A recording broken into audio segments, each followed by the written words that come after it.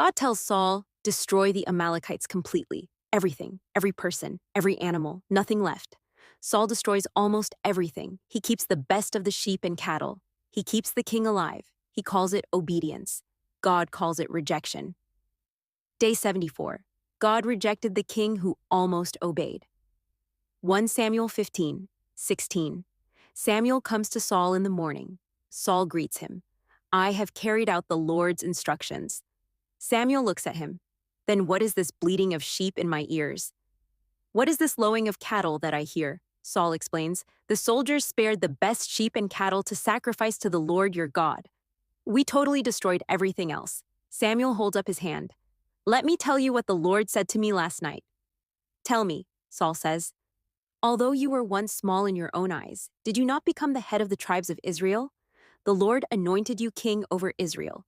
He sent you on a mission and said, go and completely destroy those wicked people, the Amalekites. Carry out my instructions.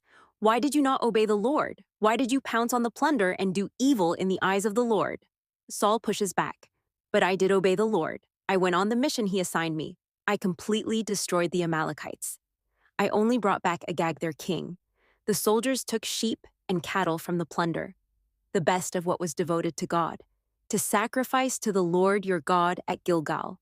Samuel looks at him for a long moment. Does the Lord delight in burnt offerings and sacrifices as much as in obeying the Lord? To obey is better than sacrifice, and to heed is better than the fat of rams. For rebellion is like the sin of divination, and arrogance like the evil of idolatry. Because you have rejected the word of the Lord, he has rejected you as king. Saul breaks. I have sinned. I was afraid of the men and gave in to them.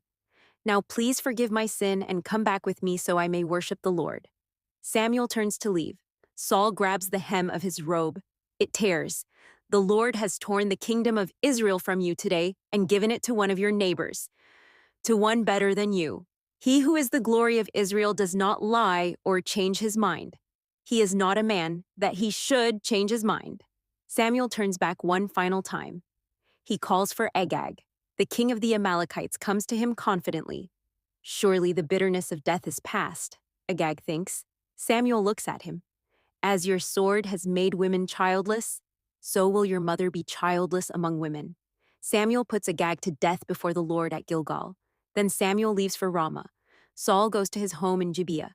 Until the day Samuel dies, he does not go to see Saul again, and the Lord regrets that he made Saul king over Israel. Samuel mourns for Saul a long time. Then God speaks. How long will you mourn for Saul, since I have rejected him as king over Israel? Fill your horn with oil and be on your way. I am sending you to Jesse of Bethlehem. I have chosen one of his sons to be king. Samuel is afraid. If Saul hears about it, he will kill me. Take a heifer with you and say you have come to offer a sacrifice to the Lord. Invite Jesse to the sacrifice, and I will show you what to do. Anoint for me the one I indicate. Samuel does what the Lord says. He goes to Bethlehem.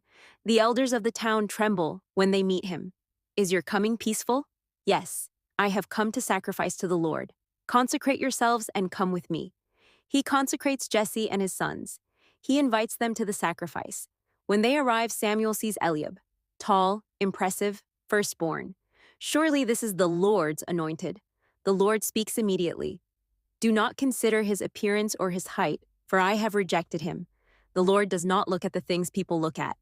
People look at the outward appearance, but the Lord looks at the heart. Jesse calls Abinadab. He passes before Samuel, not this one. Shammah, not this one. 7 sons pass before Samuel, 7 times. The Lord has not chosen this one. Samuel looks at Jesse. Are these all the sons you have? There is still the youngest. He is tending the sheep. Send for him. We will not sit down until he arrives. Jesse sends for him. He is glowing with health.